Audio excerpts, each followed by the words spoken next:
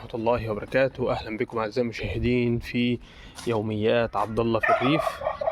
دلوقتي هنبدأ مع بعض نوريكم الزرع اللي مزروع على السطح، تمام، بأدوات بسيطة وسهلة جدا للزراعة، تقدر تعملها وتقدر تزرع بنفسك، تمام. طبعا عشان أكون صريح معاكم، الزرع ده جاي انا شريته، تمام. هنشوف اللي محتاج ميه. نركن بس ده كده هنا، هنشوف دي كده محتاجه ميه، دي محتاجه ميه كده نسقيها، التربه ناشفه. هنبدا نسقيهم مع بعض، بس هنوريكم. دي طبعا شجره صبار، تمام، شجره صبار طلع ورد احمر وبيكون شكلها جميل جدا، تمام. ودي الريحان، طبعا انتوا عارفين الريحان وريحته الجميله. وبرضه هنا ريحان هو، تمام. طبعا وعشان اتزرع بطريقه معينه فاحنا بنحاول ننقذه. وطبعا هنا صباره مزروعه اهيت، محتاجه تتغطى بشويه طينه عشان خاطر الجدر بتاعها ما يموتش. وهنا برضو ريحان اهو دبل خالص بسبب ان اتزرع بطريقه غلط، وان شاء الله يحاول يثمر تاني ويطلع، لان احنا زرعناه. وده برضو ريحان اهوت، تمام. هنبدا مع بعض بقى ان شاء الله نسقي كل اللي موجودين. اهو ده ريحان، اللي هناك برضو دي ريحان، تمام. الجو جميل النهارده، يا رب الحر يبقى خفيف على الحيوانات. زي ما انتم شايفين اهو كده. نروح بقى نجيب الميه بتاعتنا ونبدا نسقي الزرع بتاعنا. بس قبل ما نسقي هوريكم برضو حاجه كده زرعينها جوه هنا، دي مفاجاه بقى، تمام.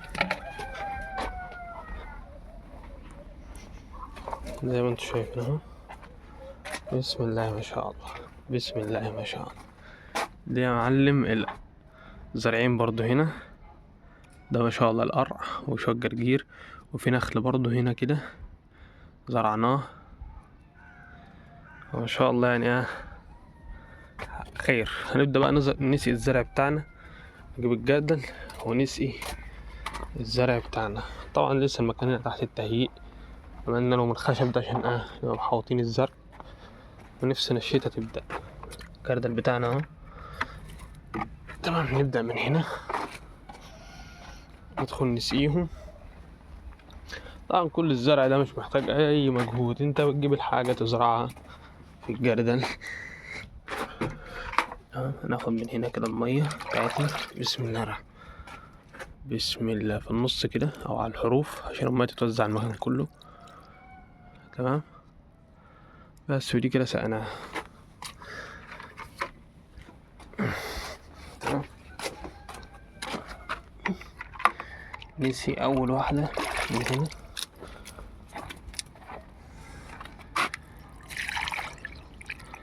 بس انا عايزة تشبع مية كده، تمام. ناخد بقى الجردل وندخل نسقي باقي الزرع.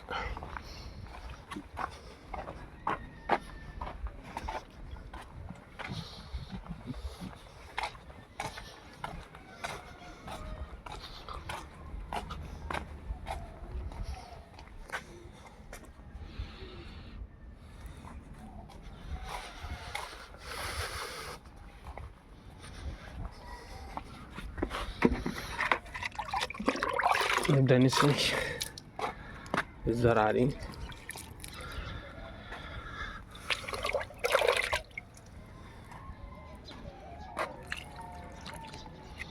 تمام.